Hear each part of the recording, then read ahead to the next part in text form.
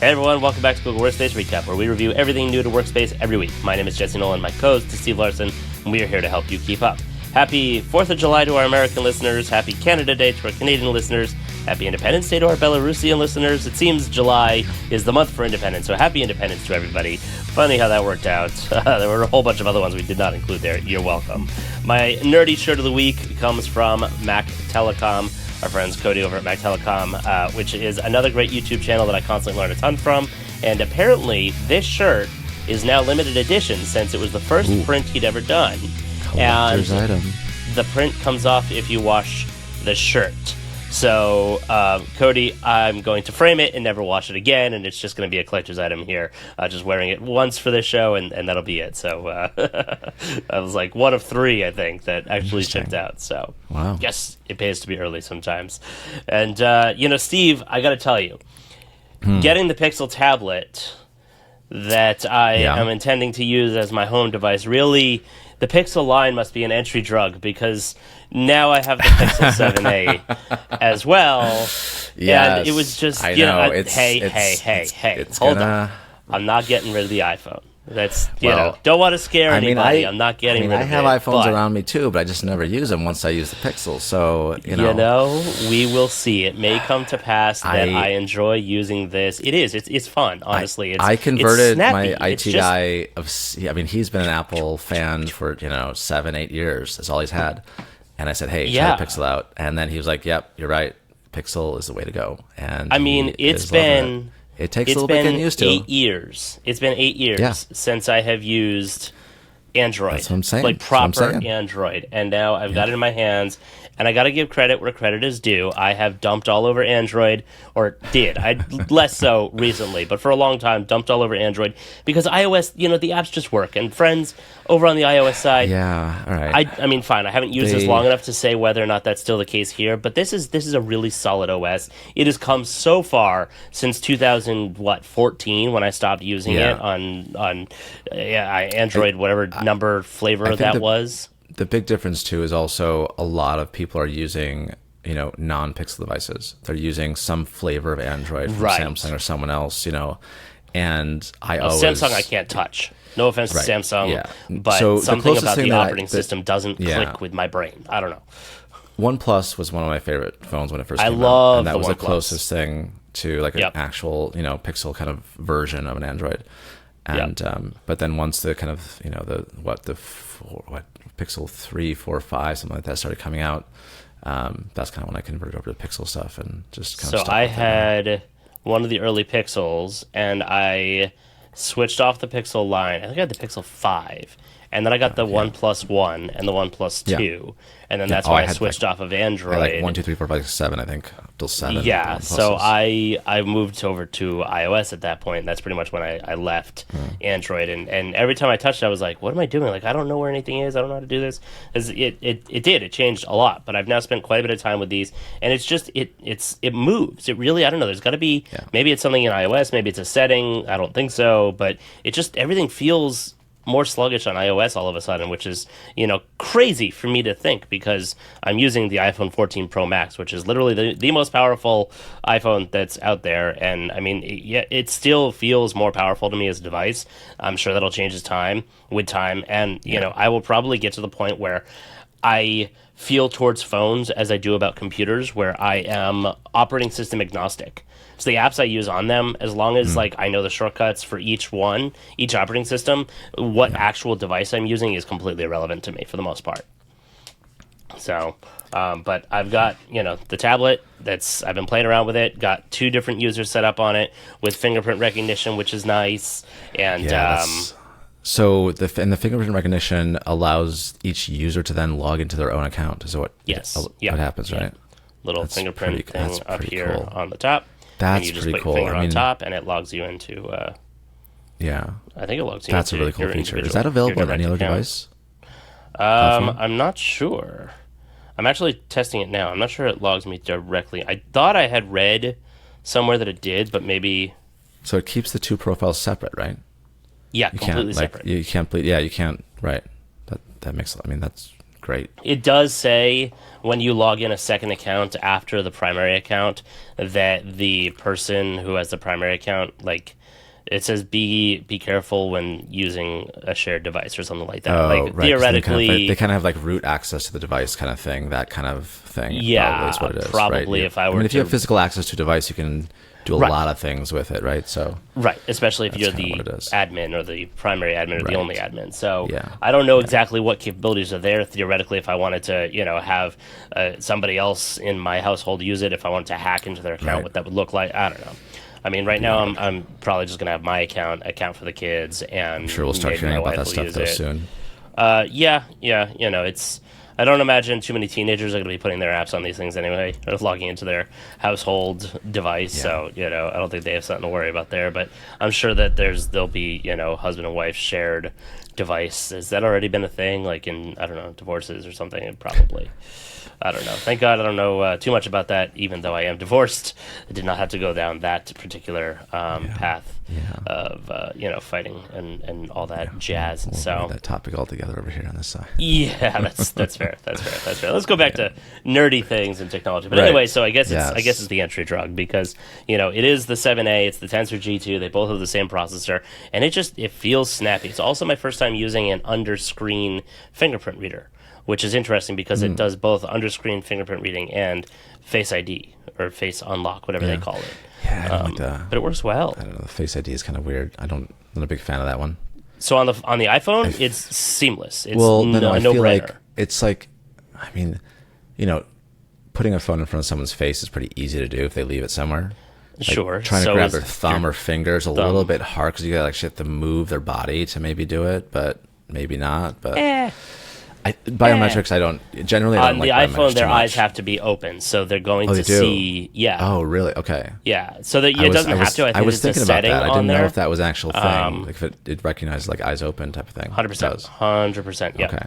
It's not only eyes open, by the way. It's attention. So if I'm looking this way and I do my phone like this, it won't unlock. Oh, really? I have to glance at my phone for it to interesting. Unlock. I was recording. I was sitting next to my one of my kids last night, and he was sleeping, and as he was laying down, his one eye was like half open, but you could see it moving around. Like you could, his half open was moving around. It was kind of cool to like see it. Like, I wonder if that would have picked up on face recognition, because just the angle, you could kind of see his eye half open, and that kind of thing. In REM.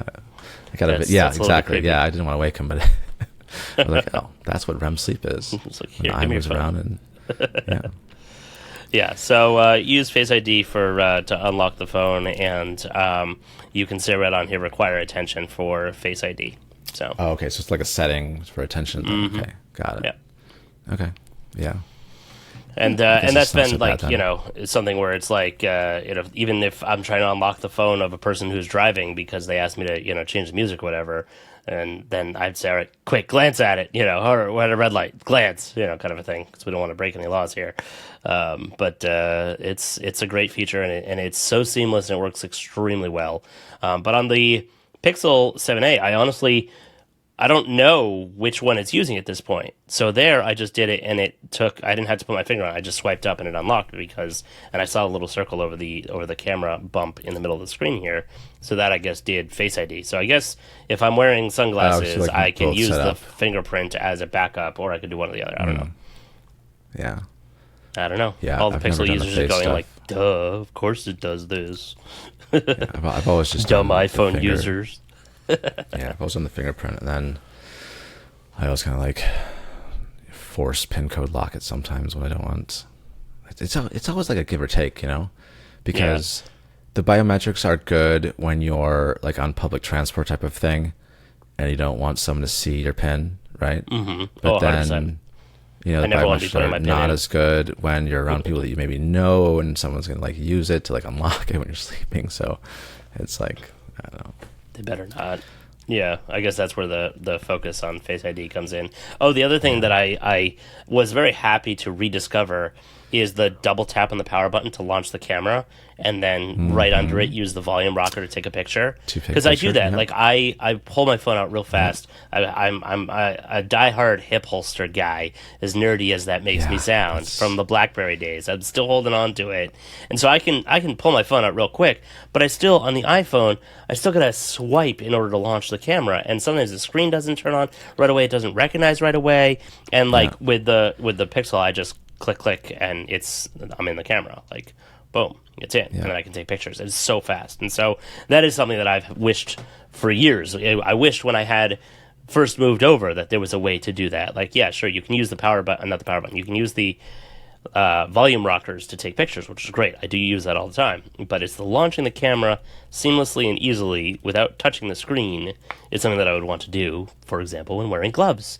I can't do that on the iPhone. There are shortcuts you can do, but I find myself triggering those by mistake anyway, like the triple tap on the back, because I have ADHD, and so I tap on the phone all the time, and then it launches the camera, and I'm like, no, damn it, I'm trying to read an article, stop launching my camera. Yeah, I think the double tap was also a screenshot option on the Android. Oh, this one, it's a double back tap. This is like a screenshot. Oh, the double back tap. Oh, interesting. Yeah. Let's see. I don't know if it works on all of them, but there's a setting for it, possibly. Oh, maybe. This one's not doing it.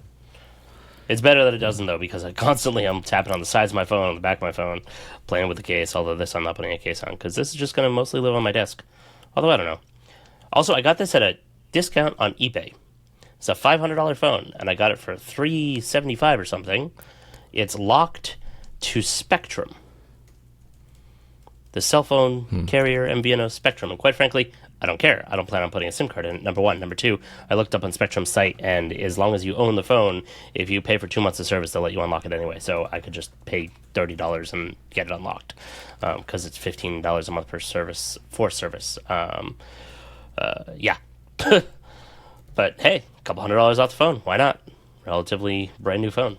Of course, then, today I see that the Pixel 8 Pro started leaking, and I was like, oh, come on. But I wasn't going to pay that much money for a phone that's mostly an engineering test dummy for me. So, but it's been fun. It's been fun rediscovering Android and getting back into it. And it's not often that I get my hands on something so much is new. So, yeah, it's cool. Anyway, we have topics, I think. Like 35 of them. we do actually. We have I'm looking at this. It's this long. It's like 7 inches long. Why don't you give us a preview? Let's go through those. Yeah, so we have 3 that came out in the end of week recap here, and then 8 in the during the week. We've got loads of news articles here, which is something that we haven't had for a while. Yeah. So first one of the sign releases, we have revamping the first open experience in Sheets and Slides on Android devices. Next is the ability to paste HTML into documents on Android, and then also easily duplicate groups and objects in Google Sites. And then in terms of our 8 weekly updates that we had, first one is a lot of Meet updates here, by the way. Quickly access more features during meetings, available for Google Meet on the web. You can also apply a background blur when joining a call using a virtual desktop, of course with Meet. Google Sheets now has integrated with Mail Merge in Gmail. A very long time, desired feature there, finally coming. It kills like 85 plugins. Yeah. Well, hopefully. We'll see how it gets implemented there. Yeah, true. Depends. Simplified access controls are going to be coming to Google Meet beginning July 17th. You can now use polls or Q&A during Google Meet live streams. Next, kind of related to Meet, but calendar features here. You can make focus time more productive with Google Calendar settings with those. Next, you can see read receipts for messages in Google Chat group direct messages. And then finally, there's some improvements here to the client-side encryption for Gmail. And then in the news, we've got about seven topics here. We've got an article here. Yeah, this is the big one. This was a very interesting, kind of surprising in some way, integration with Google Calendar and Stripe. So Google Workspace now is going to integrate with Stripe to help businesses accept payments in a Google Calendar. So that's a pretty cool one, I must say. A video here on YouTube about talking about I'm trying to remember her name. It is the book that you have behind you. I'm forgetting her name. Priyanka. Yeah, because it wasn't in the title here. Sorry. The title is From India to California: How My Tech Dreams Came True. So that is Priyanka doing a video there. 9 to 5 article here talking about Google killed Iris smart glasses, and it's going all in on Android OEM model for XR. Next we have a Stack Overflow blog post about pair programming. We peek under the hood of Duet, Google's coding assistant. So this is episode 580 there, talking about that. And then a Google blog article talking about resource hierarchies, making your IAM management easier with the Google Cloud blog post.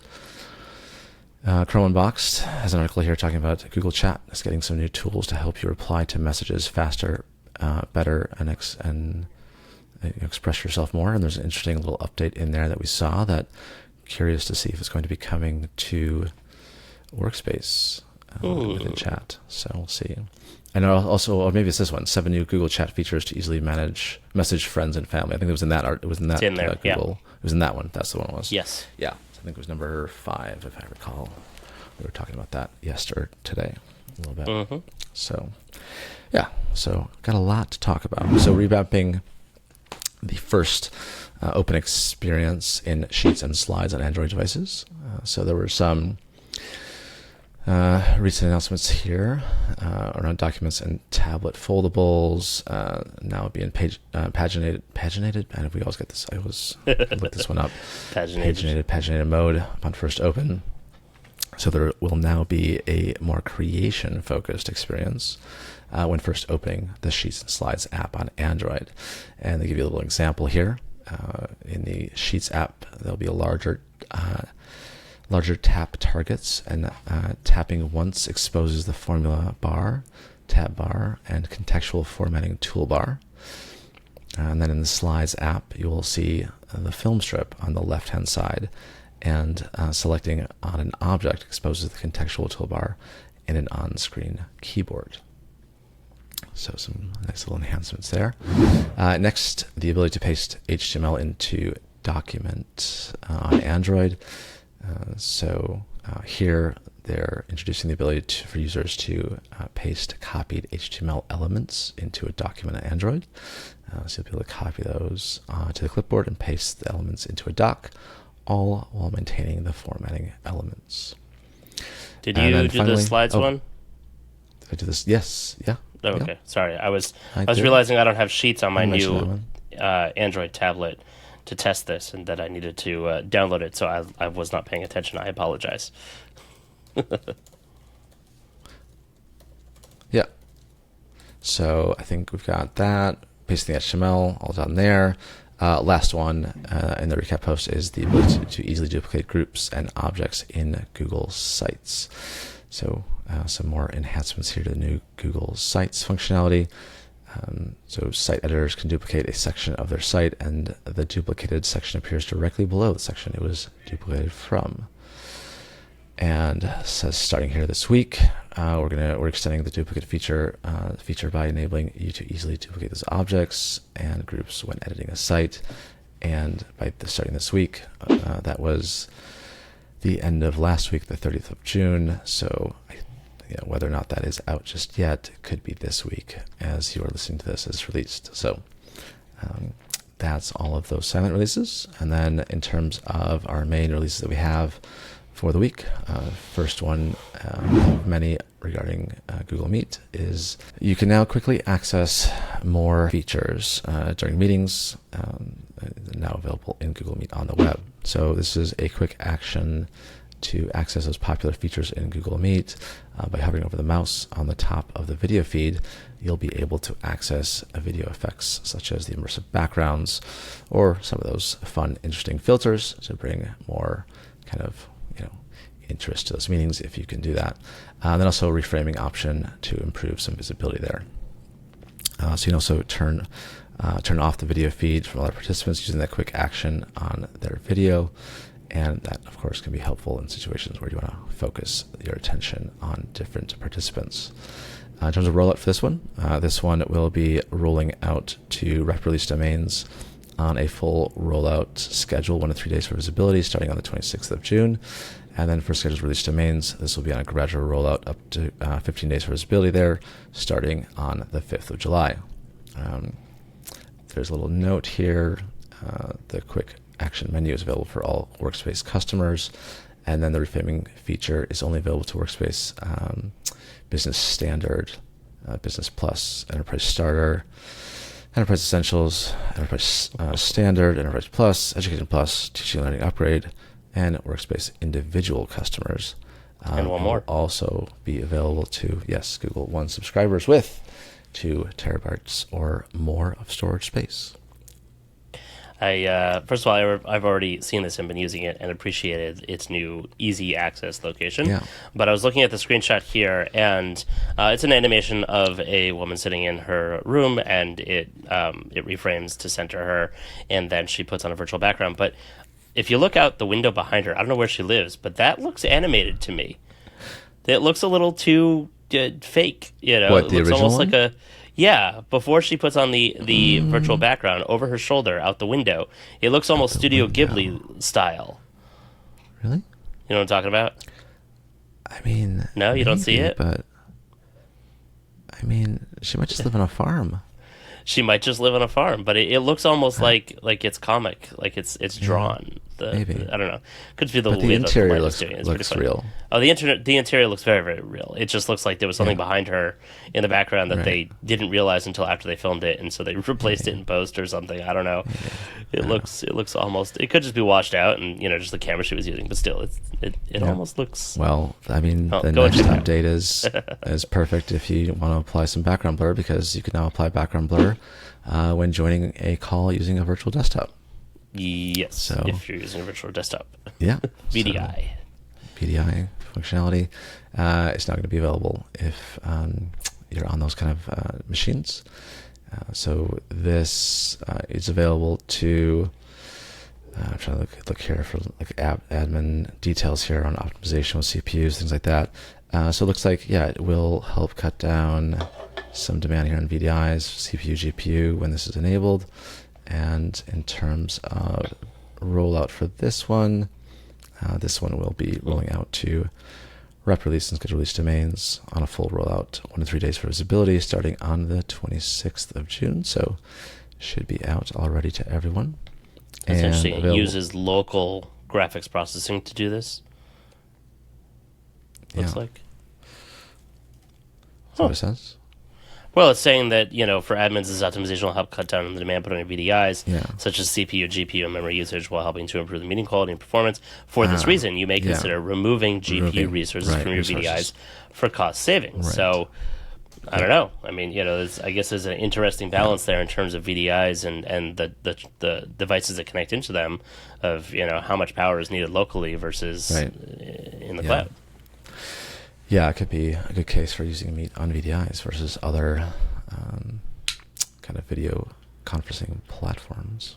Right. I don't know what the other conferencing platforms can do in that regard, but I mean, I don't have too much experience in this area, admittedly. No. However, I was under the impression that, kind of the idea was that the machine that you use to connect it can be, garbage, because most of the work is done, out there in the cloud. Yeah. So if this is handing a little bit of that workload back, then you need more than, a teeny little nothing computer to be able to accomplish this. Yeah, I would imagine. I think we got through the rollout pace, availability just to Business Standard, Business Plus, Enterprise Standard, Enterprise Plus, and some individual customers on that one. All right, next, Google Sheets now is now integrated with Mail Merge in Gmail. So now there is that ability to use Mail Merge with the support of Google Sheets in the web version of Gmail. So this will allow you to link a sheet with up to 1,500 recipients and use any data column from your sheet as a mail merge tag. So great to finally see this. I've actually not even used the multi-send or the personalized multi-send functionality yet in Gmail that's available. I haven't even noticed it, honestly, but I tested it. That was it. Yeah. Just for testing purposes. Yeah. I haven't actually had a reason to use it personally. Right. Yeah. With this, though, there will be so mail merge will fully replace multi-send. So also moving that icon for mail merge from the main compose toolbar at the bottom of the email. That's probably why I missed it. I really never saw it down there. I think this spot here is a lot better in the kind of the to field there. I kind of noticed that a little bit more. Yeah. I think it's lost in that bottom navigation. Like, I don't know. I'd never... A lot of stuff down there. Yeah, there's a lot. The only thing I'd use is the drive, insert from drive kind of functionality. Yeah, that's it.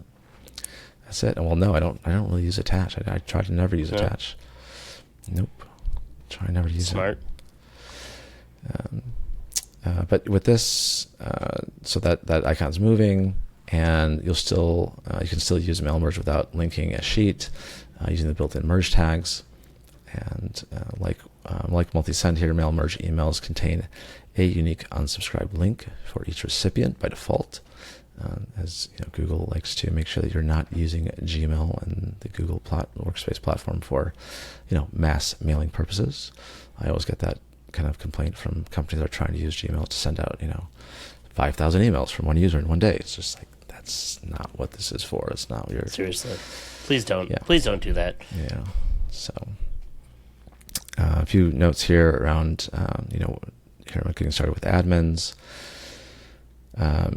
So there's mail merge is restricted to internal recipients by default for certain tiers. For Business Standard, Business Plus customers, mail merge is available for external recipients by default.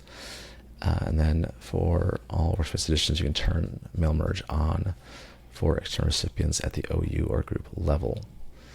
So some things to kind of keep an eye out there for as an admin. So this is available, of course, to certain types of customers. Rollout pace for the rep release is on a gradual rollout up to 15 days for visibility, starting the 27th of June. And then for scheduled release domains, it's on an extended rollout, potentially longer than 15 days, starting on the 19th of July. This is available to Business Standard, Business Plus, Enterprise Standard, Enterprise Plus, Education Standard, and Education Plus customers, as well as nonprofits. All right. Got a few more to go here. Next one. Some simplified access controls are going to be coming to Google Meet beginning the 17th of July. What we'll see here is those kind of the quick access meeting settings and admin settings to turn quick access on or off by default will be removed. This update will begin rolling out on the 17th of July, of course, as I said. And then be able to pick from the following 3 levels of access, which is open, trusted, and restricted. So open is going to be anyone with the meeting link will be able to join your meetings. No one will have to ask to join, and anyone can dial in. So that's the kind of what has been, I think, the standard from the very beginning. That's kind of how Meet was designed initially. Trusted. So this will allow anyone within the meeting host organization will be able to join without having to ask to join. So aka knocking, as it says here. Anyone outside the organization but invited via a Google Calendar event, or anyone invited from within the meeting will also be able to join without having to ask to join. Anyone can dial in, and then everybody else will have to ask to join. So a bit of control there with trusted. And then restricted. So this is kind of the most controlled. Only someone who is invited by a Google Calendar event or someone invited from within the meeting by a host will be able to join. And everyone else will have to ask to join, including participants inside the host organizations who aren't included on the invite and those dialing in. So also, meeting hosts can configure whether guests can join the meeting before hosts.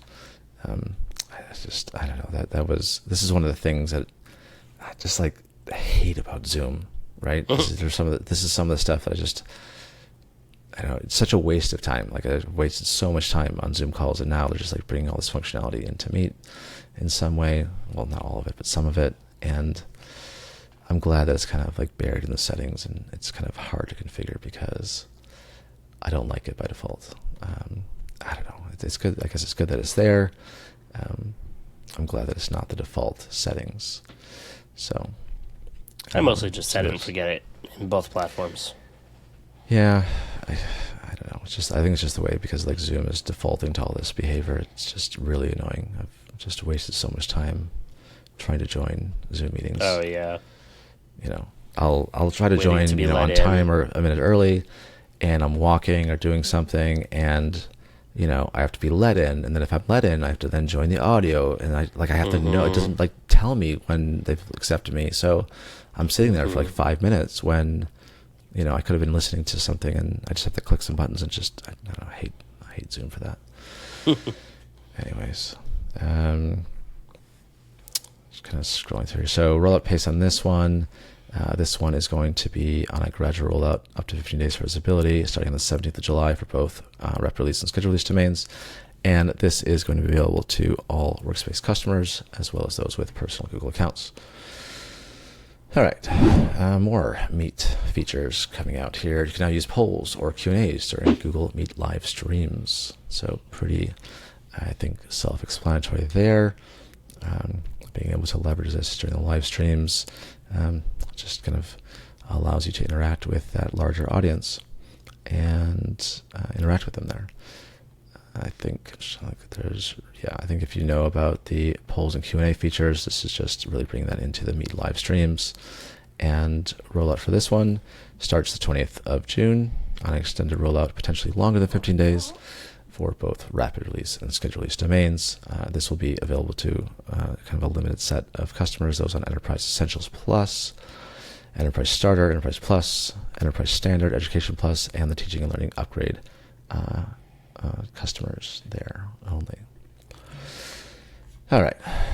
Next, a little calendar update here. Making focus time more productive with some new Google Calendar settings. So to increase concentration here and bridge the gap between do not disturb and focus time, you can now mute notifications for the duration of your focus time directly in Calendar. This is going to roll out separately to rapid release and schedule release domains. It will be rolling out to rapid release domains starting the 28th of June on a gradual rollout up to 15 days for visibility there. And then schedule release domains will see this starting the 12th of July, also on a gradual rollout up to 15 days for visibility, and available to just those on Enterprise Standard, Plus, Business Standard, Business Plus, Education Standard, Education Plus, and non-profits. Interesting how they went backwards there in a way. They usually go business and then enterprise, but reverse that a little bit on that one. So this feature, it was already doing this for focus time already, right? This is just now you have the choice of whether or not it mutes chat notifications during your focus time, because it does it automatically for all meeting types. So here they're just adding the ability to say, yes, mute chat, or don't mute chat. I like it. Yeah. I think there's like some setting I have on like Google Voice also where I don't get calls sometimes when I'm in a meeting. I think there's a setting for that too. I think Voice obeys your calendar. Yeah. If I'm not mistaken. Or it can obey your calendar. Yeah. I have the problem though where my voice is on the personal side, and then if I only say like copy it over to the personal side, will it do that? Because if you're at work and someone's calling you a Google Voice personal, it doesn't understand that. Again, linking those accounts and like merging them somehow, or like understanding that logic between them without having to, invite yourself, for example, would be great. That would be nice. Yep. All right. 6 down, 2 to go. Next, we have the ability to see to read receipts for messages in Google Chat, and Google Chat groups with direct messages. So with the feature here now, you'll be able to quickly identify if other members of the group have read your latest message within the chat stream. So it's kind of like a grouping of, who's seen the message here, which is this available in Slack? There's not a way to see this in Slack, is there? I don't know. Actually, I've never noticed this in Slack. I don't recall seeing. No. Yeah, I don't even know if there's not really by default where you do DMs if you know when someone's seen it, right? In Slack, I think that you can. I think so. Might be it does show when someone sees it. Yeah, but not just in a group chat. Yeah, or a channel or whatever. Yeah, a group. Okay. Yeah. So I've always had a love-hate relationship with. I know. Read receipts. Certainly for emails, I hate them. But I always get around this by just using the notification bar to read it, and then it doesn't trigger the app visibility that someone's seen it. And I'm like, oh yeah, I read it, but I didn't really look at it. It shows I didn't look at it. Yeah, that's what I usually do. A lot of WhatsApp, because I usually, especially with WhatsApp, do that. That I don't mind as much. I mind the terrible interrupt between, and maybe this is better now, but Outlook and Gmail, and somebody tries to send a read receipt and it just shows up as an extra email, or it's a lot of extra chatter that doesn't need to take place. Right. And quite frankly, I don't necessarily need people knowing when I do or don't look at their messages, because they may think that, oh, now's a good time. It's like, no, I'm sitting on the toilet. Thank you very much. Now is not a good time. And then they call you and you're like, oh. Right. I'm just reviewing my chats. Go away. Yeah. So you can definitely, from that explanation there, there's sometimes some importance as to when someone's maybe seen it or when you might expect a response from someone. But a lot of times I think it's just false information. It's not... It should be used with a grain of salt, really. So some details here. Read receipts will only be shown in chats of 20 people or less. Will not be shown in spaces, so keep that in mind. So this is for group only, not spaces.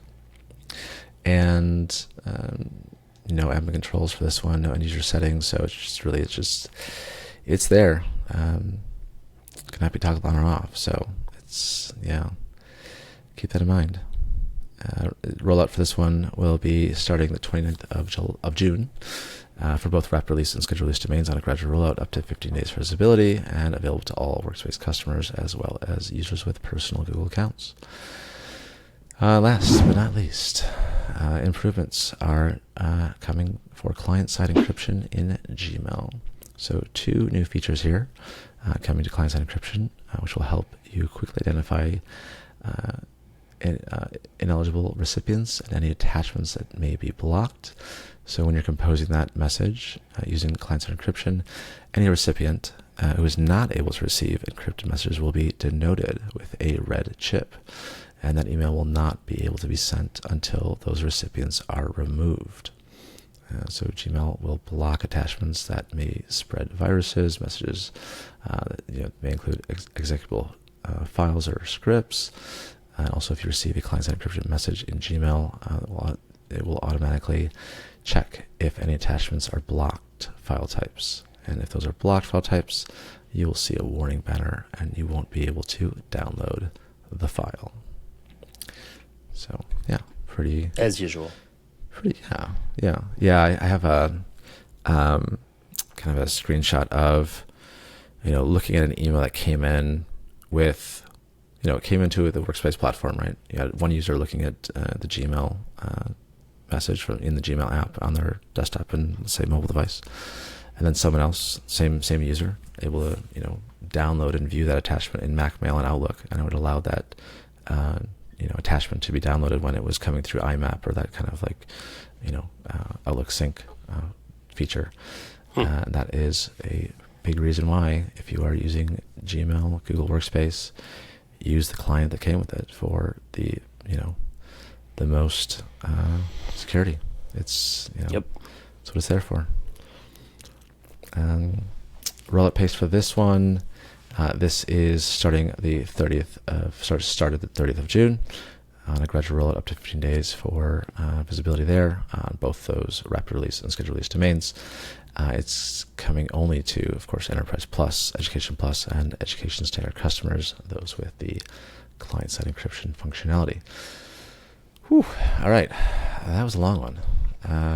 Over to you, Jesse, for an almost equally long amount of news articles. Indeed. All right. So this is one I didn't even see coming. Kind of came out of left field here. Google Workspace now integrates Stripe to help businesses accept payments in Google Calendar. And essentially, it's just that.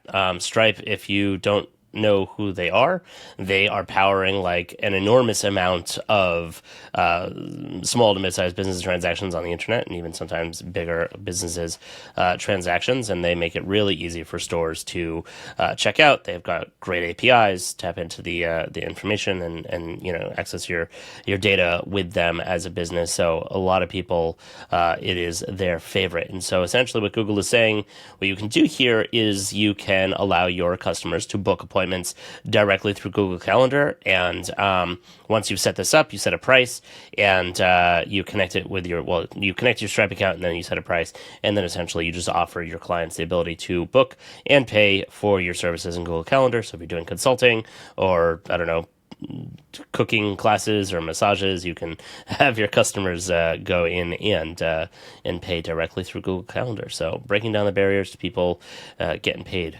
I like it. Good stuff. Interesting that they didn't use Google Wallet for this, though, honestly. And also kind of a shot against the bow of their new friend or old friend, Squarespace, who's taking over the Google domains and also has their own competing calendar booking platform. I think it was the right move, though. This was Yeah. I think it's it's more integrations and partnerships like this. Exactly. Honestly, they have more things like this. Yes, that's what I was getting to as well. Doing this. Yeah, is that, there's so many businesses that are already using this, and this is just an added easy connect to your using Workspace, connected to your systems, and everything just works. So good on them for doing that, and that'll be rolling out. What was the rollout pace on that? This is on Stripe's newsroom website. We'll links in the description, of course. Paid appointment bookings will roll out globally to select Workspace customers in the coming weeks. So stay tuned. I imagine we'll see an announcement from Google on that as well. The next one that we have here is a video about Priyanka, and this is from Google Cloud Tech YouTube channel, hashtag 1 million subs, because they just passed 1 million subscribers, so congrats to them on that. That is not easy. And they are doing a series on, the journey to 1 million subscribers, and they talk about Priyanka going from India to California and how her tech dreams came true. So some, not necessarily highly technical content. Usually Priyanka is known as, I believe it was the Cloud Girl, or of course you may recognize her. Almost just dropped my seltzer everywhere. Apologies for that. You may recognize her from the book that we've showed off here a bunch of times before, Visualizing Google Cloud. A great resource if you don't use Cloud on the regular and you're looking to learn more. Definitely go and check that out. Yes, Steve? No, I was going to say I should probably grab that book. I've been thinking about grabbing that at some point. You should. Yeah.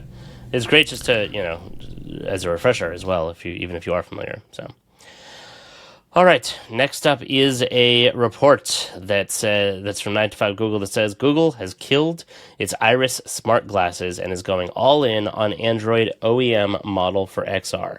I read this headline and I was like, so Google saw what Apple put out for the Vision Pro and went, oh crap. better we're nowhere near that. Let's shelf that for now. And I don't know if that's actually what happened, but Google is always constantly changing and restructuring their plans when it comes to new products, especially in prototype phase, such as this. According to Business Insider, though, Google is not currently working on its own pair of smart glasses after canceling what was codenamed Iris earlier this year. The plan was to, quote, build and launch Iris as its own product. So similar to the Pixel line. Don't, take this at its word, though. Google recently, or not so recently, several years ago, said that they had given up on tablets and that they were we're never going to make tablets again. And I'm holding in my hand a brand new tablet that was made by Google. So, this could always change at any given moment, especially when they realize and decide that they have enough of a bench to be able to go and build their own. The article goes on to say here that decision was the result of, quote, layoffs, reshuffles, and the departure of Clay Bavor, who led the AR/VR efforts and was at the company for 18 years. Ouch. That is a long time, and definitely could shake things up. 9 to 5 Google had reported in February that AR efforts previously under Bavor were moved into Hiroshi Lockheimer's platforms and ecosystems, which consists of Android, Chrome OS, etc., and Rick Osterloh's devices and services, which is Pixel, Nest, and Chromecast. So a lot of shuffling going on over there, and hopefully we'll see some really solid, offerings coming from Google when it comes to this. Google obviously knows a thing or two about being the OEM OS. OEM stands for Original Equipment Manufacturer, by the way, and that's essentially all of the companies that make hardware, phones, tablets, whatever, using Google's software, in this case, generally Android. And that's an industry standard term. There's lots of OEMs out there, and Google basically enabled the entire world to have access to incredible OEM capabilities because of their software. So hopefully we'll see that again with XR and their augmented/virtual reality glasses. Okay, next up. This is the first time I think I've ever quoted a Stack Overflow article on this show. It's from their podcast and talks about pair programming and how you can use Google Duet to help you with that. Yes, Steve? No, I just remember thinking back on a job interview I did in London where pair programming was made up a big part of kind of the role and how they were kind of working with coding, and it was kind of the first time I'd seen it kind of in action and heard about it. So it's kind of an interesting approach to the way that you code and work with people on that. So did you have a chance to listen to the episode, or you just kind of read it? No, I didn't. I thought it was. I saw some people recommending it, and I thought it was a good topic here. So the topic is essentially they chat with Marcos, and I'm going to butcher the last name here. I apologize. Grapegia, 2 G's in there. 2 P's, 2 G's. The product manager for Duet. Marcos, please come on the show and tell us how to say your name correctly, and we'd love to talk to you, of course. Duet obviously being an AI-powered assistant that can help you craft code by suggesting snippets or even full functions as you write. He goes on to explain in the show, he explains why he thinks tools like this will augment but not replace the human developers at work today. And I thought of this again when I saw a meme earlier today, which was essentially people in the office talking, saying that AI would be able to replace programmers, and referenced back to when we invented calculators and that we would need less accountants, and that is obviously not the case. Accountants are just doing much, much more with spreadsheets and calculators, and the same, I believe, is going to be true here as well. So if you're interested in that side of Google Duet, definitely go and check that out. And this one is IAM, there and back again using resource hierarchies. This is our buddy Max Saltonstall, and also Michelle Chubirka. Hopefully I didn't butcher that too terribly, but if I remember correctly, I believe this was using, Lord of the Rings to explain resource hierarchies and creating trust boundaries, and or using hierarchies to create trust boundaries and so on. And goes on to describe organizations as Land of the Sun, Aman, Middle Earth, Land of the Dark, and then folders are Gondor, Mordor, Rohan, etc., the Shire. So if you are a fan of that, definitely go and check this out. It's a great explainer. Wow, good job. Explainer of how to do this and the benefits of using folders and landing zones and so on. So if you're involved in IAM, identity management, definitely go and check this out. This is on the Google Cloud blog, but links will be in the description. Next up is from our friends over at Chrome Unboxed. Google Chat is getting new tools to help you reply to messages faster and better express yourself. We have talked about a number of these here, but this is highlighting some of the newer ones that are coming out. This is what we were just talking about today, is read receipts, I believe.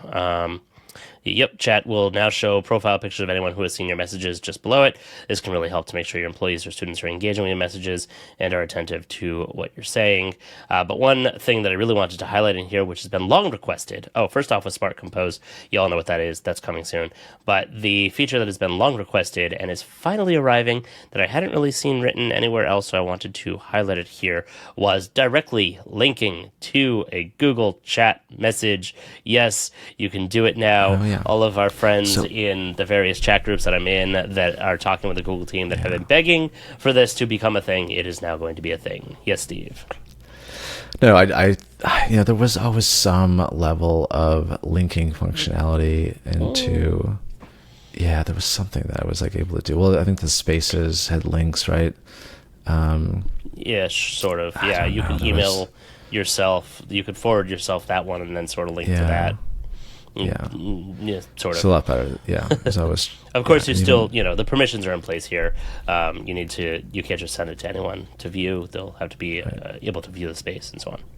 Yeah. And then, of course, rich text formatting, which we talked about previously, is on its way. Quick reply emoji, which I believe are already rolling out. I have them on all of my accounts. And more GIFs are becoming available, whether you like it or not. I like GIFs. I love the GIFs, so I'm a big GIF user. But one, and I think that this article actually overlaps with the final article that I have here, which is on Google's blog, which the title for this is 7 New Chat Features to Easily Message Friends and Family. And so that's where that article was written based off of on Chrome Unboxed. And the one thing that they did not mention, was it? Oh, no, that was linking directly to... no, sorry. I confused myself on this. The one that they did not talk about that I wanted to talk about is also linking, but now you can link text that you are typing to. You can highlight text and create a link as you would in an email or a doc and so on. Or so instead of linking directly to the chat, you are typing in and you highlight it and you can make that clickable as a link, specifically that text instead of hyperlink. Yes, thank you. That's the word, hyperlink. Instead something that's been around since the beginning of the internet. Yes, we have terminology for this, folks. I just can't seem to keep track of it all and remember it. Apologies. Yes, you can now hyperlink in Google Chat, or not now, but coming soon as the what do you call it? Whatchamacallit rolls out, the advanced formatting. Yeah. So that was something that as soon as I saw it in here, I was like, oh, finally. Something that I have wanted to do many a time, especially as I was putting in multiple links. It just makes chat messages that have multiple links in them, especially if they're long links, get super long and annoying. Yeah. So this will be definitely a welcome addition on my part. And then, some of the other ones that we've already announced in here are hiding inactive conversations, adding apps for more features. Duh. Asana's back in there. Talking last week or the week before about how Asana wasn't included in the launch list for one of those. So read receipts are in there, quoting a message in a group chat, edit and deleting your messages are also in here, and Smart Compose. So what I didn't notice, so in the link directly to text section there, when you do the hyperlink, it didn't seem to show the preview of the page necessarily, which isn't necessarily a bad thing, but I don't know because it only does one. You only do one per message, right? It'll only do one preview. So if you have multiple links, like long URLs in a single chat, you can only use a preview of one of them, right? You kind of say yes or no, add it back. So I'm interested to see how this behaves if it shows the previews at all, moving forward, or if you can use the long links to show the previews if you want the previews. Maybe that's the distinguisher there between the two. It's the only one, or one of the only ones that's on here that's not a GIF, so I couldn't tell you what that's actually going to manifest like. But I guess we'll have to try it out on the rich text formatting toolbar as soon as we see it here. I think that you're right in that, though, that it is going to not, so to speak, expand the link, preview the link on there. Yep. But I guess we will have to circle back and play around with it. All right, that's all for this week. Super long episode. It's going to be almost nearly an hour show here. So hope you like the long ones, because Google's apparently got it in high gear as we head through the summer months here. And I'm sure it's going to continue rolling on through. So hit the subscribe button wherever you're listening so you'll continue to get updates about Google Workspace, and leave us a review if you would. Thumbs up over on YouTube. Leave us a comment. Hit us up on Twitter. Email us, whatever you like to do. Any platform, we're basically there. Have a great week. Happy Independence Everything, and we'll see you next time on Workspace Recap.